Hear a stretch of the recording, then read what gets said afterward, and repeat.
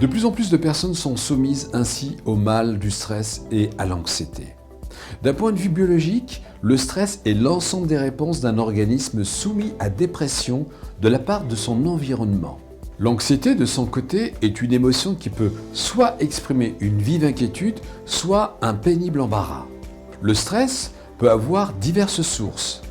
Quelquefois, il provient d'un manque de confiance en soi ou d'une recherche démesurée de la performance. Des fois, ça peut être dû à une angoisse de séparation, à des phobies, à des pressions externes ou à l'isolement.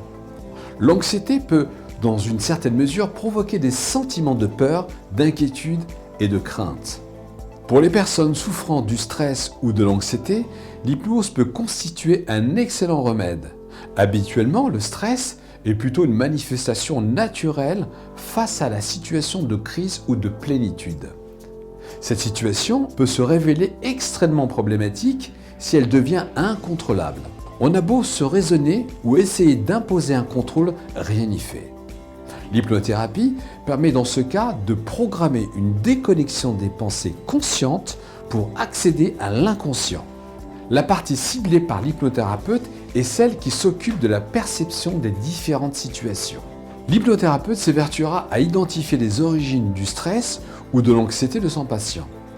Il va suggérer des sensations de bien-être associées à l'absence du stress et de l'anxiété à l'inconscient du sujet.